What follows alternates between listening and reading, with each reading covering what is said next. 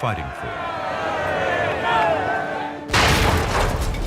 On July 12th, 2 British warships opened fire on New York City.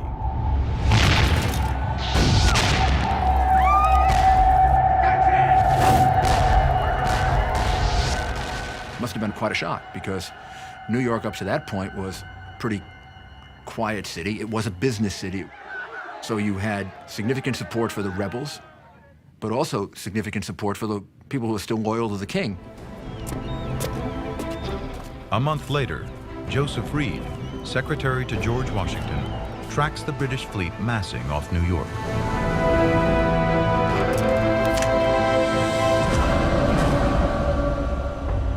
Over 400 ships, the largest British naval task force until D-Day.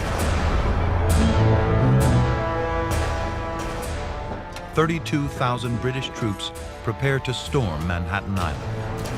They outnumber Patriot forces 2 to 1. Just 5 of the biggest British ships carry more firepower than all the Patriot guns in the city.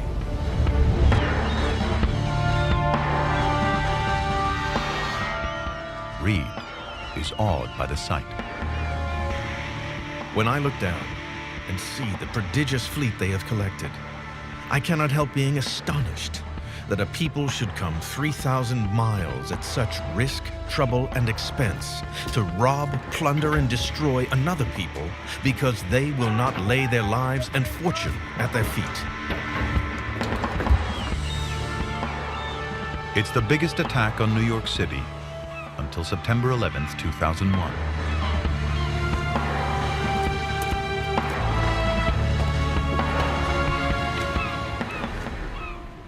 But the rebels will stand and fight. The difference for me was that the British Army was fighting for a king. The Americans were fighting for their lives. Plum Martin is one of 500 men standing guard at Kips Bay. Have a look.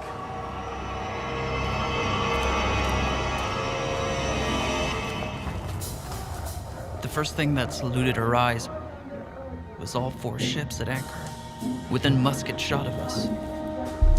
The Phoenix. I could read her name as distinctly as though I was directly underneath her stern. Run out, you going!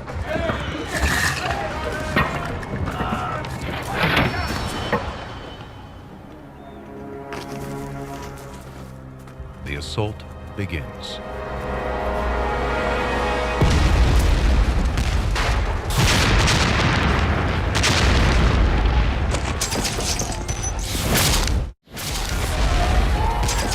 September 1776. New York is under fire.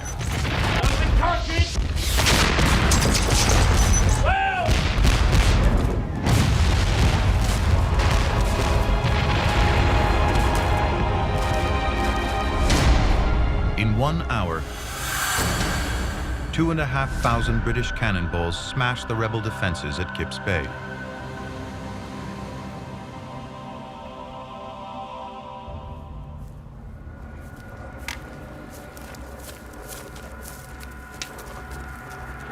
"4,000 British troops storm Manhattan.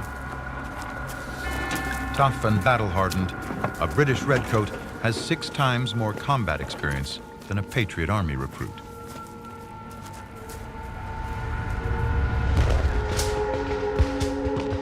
Get back in your lines! Washington watches his army collapse.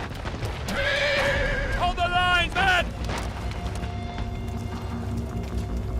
They retreat along an ancient Native American path that will later be known as Broadway. September 20th. New York, now in British hands, burns.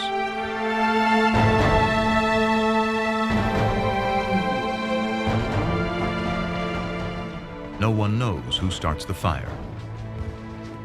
But over 2 days, it destroys a quarter of the city.